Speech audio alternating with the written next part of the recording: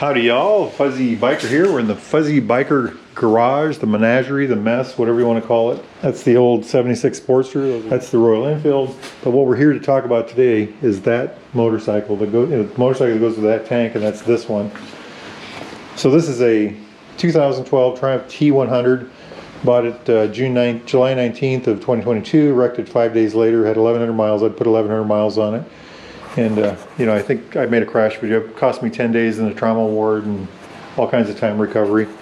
But the bike really wasn't that injured. Slowed down quite a bit. I had to soar for a deer, and that was the cause of this whole thing. I actually did not hit the deer, but I actually skidded down the road and hit a pothole, and that's what threw me down. But so I got a little bit of damage here. The handlebars were seeming to be bent, but I was looking at the bars. I really don't think they were bent. So I took this all apart, and I found this bolt. Look at that. It's got a really beautiful bend in it, doesn't it? Just check that out. So this afternoon I'm going to try to find myself a new one of those, and I'll get that all back together at the appropriate time. I got a new gauge instrument cluster holder. I'm going to reuse the old speedometer. I've got a new tachometer right here. Here's the new instrument holder. This is the old tachometer, and I took that off the motorcycle, and it rattled like it, you know, shook it. It rattled like a kid's rattle. Took it apart in little plastic pieces. You can see right here where all that was busted, and it was full of sand and gravel. Amazing, right? I think the bike must have made it on the, you know, the way I remember the accident, when they woke me up on the side of the road, I remember seeing the motorcycle, and I thought it was in the pavement, but it must have been on the shoulder. Some pictures that a friend took of it the next day. He had some pictures of gravel, and I'm guessing that's where the bike must have been sitting. But anyway, this got all bunged up. You can see that. This got squished by this. This was the fairing. And the fairing really took it, you know, it really took the brute. I mean, look at that. Just trashed it, like right there. I guess if I had a new piece of I can't find this anyway. I can't find another fairing like this, but maybe if I found another plastic piece, I could put it on. I just have to figure out how to do something with that. I mean, look at that. It just ground them right down. I tried to get a screwdriver on there, and there's just no way. I don't know if these are bent, per se. If they are, maybe I can do something with them. I don't know. I'll try to find some. Maybe eBay. eBay's your friend, right? eBay's my friend. Yes. I had a burned out blinker, replace that. I had broken this, replaced that already. These throttle cables are trashed, and that's really the next step in this process. And I got 2 new throttle cables right here.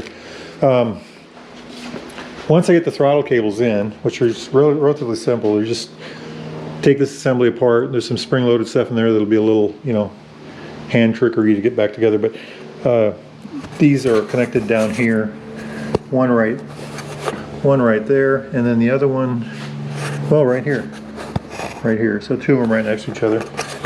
It shouldn't be terrible, but it'll take a little bit of work. Once I get that done, then I can start reinstalling this. So I'll get the new bolt, put the handlebars back on, get this back on. This popped up a little bit. I don't think it's bent or broken. I think it's just popped. So I'll get that back together. I did have to put a new bulb in there. Once all that nonsense is done, I've got a pedal coming, or a peg coming, and that peg should be here hopefully next week. So my goal is by the end of this weekend, or maybe by Monday, I'll have this bike all together so it's actually runnable and rideable, with possibly the exception of the foot peg, because I don't think that'll be in yet. And it's just trashed. I got a whole new assembly coming. And then I'm going to remove this bag, because the bag just got shot. And I think this is bent.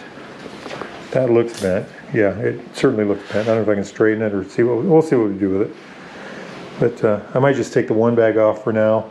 These bags are quite expensive, actually. They're Triumph branded. Quite a bit of money for them. So I'm going to, anyway, quick note, the gas tank right there, which does have a ding on it.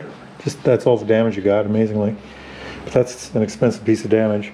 That is one of the easiest gas tanks I've ever had to take off a motorcycle. You know, there was a vent tube that I had to an overflow tube I had to remove, this electronics connection that I had to unhook, and then the fuel line, and this is it. And what was interesting about this is that's a safety, and I knew that.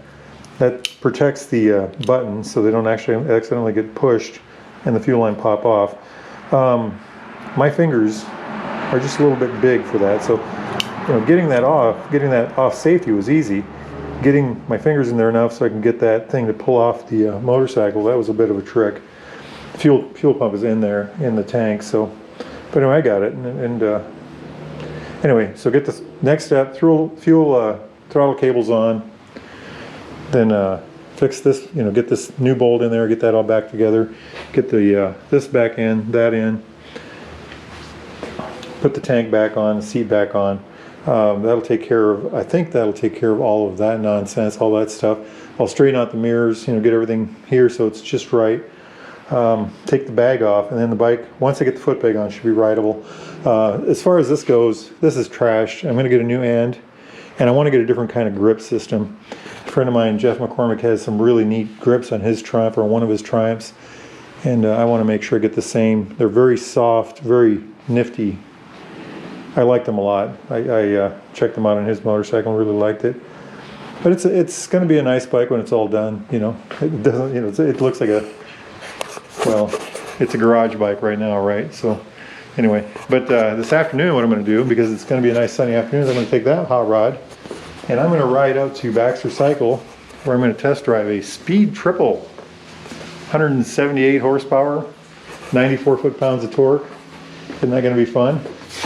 And then the other, even equally exciting to me, is a 650 Royal Enfield 650 Interceptor, but they modded it out. They put I think it's S&S pipes or something like that, and it's just going to be a whole hoot of fun, and I'm really going to enjoy it. So life is good. Life is good.